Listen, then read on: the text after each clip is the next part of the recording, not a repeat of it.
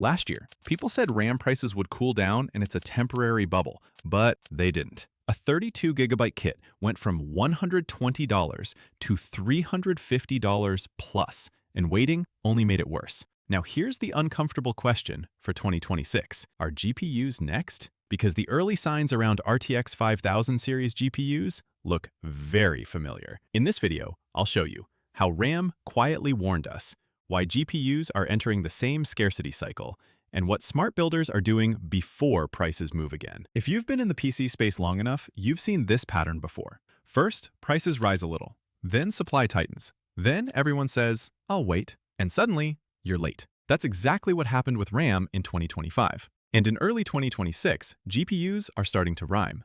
Quick reminder, RAM wasn't supposed to be expensive. In early 2024, 32 gigabyte kits were $110 to $130. By late 2025, the same kits were $350 to $400. Not because gamers bought too much RAM, but because supply got redirected. People waited, prices didn't drop, they locked in higher. That matters, because GPUs are now showing the same early signals. Let's talk about what's changing in 2026. GPUs aren't just gaming hardware anymore. That changes how supply behaves. Just like with RAM, GPU demand isn't only coming from gamers anymore. And the buyers on the other side don't care about discounts. That's where scarcity starts. Here's the part most people miss. GPU prices don't spike after launch chaos. They spike when everyone decides to wait at the same time. And RTX 5000 is setting that up perfectly. Based on early leaks, board partner chatter, and historical launches, here's what's different about RTX 5000. Higher VRAM across the stack, wider memory buses,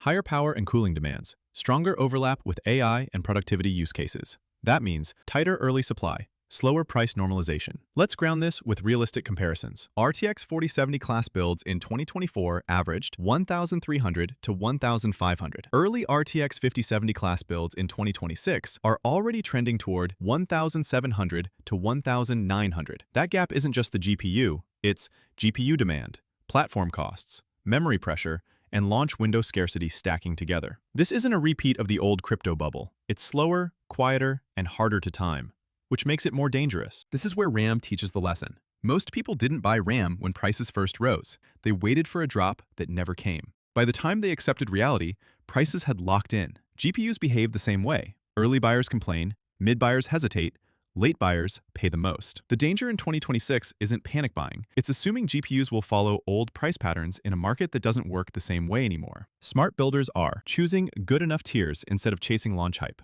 avoiding last-minute GPU decisions. Because in 2026, GPUs are no longer the flexible part of the build. They're the anchor. RAM taught us what happens when supply tightens quietly. GPUs are now walking the same path, just slower and heavier. I want to know what you're seeing.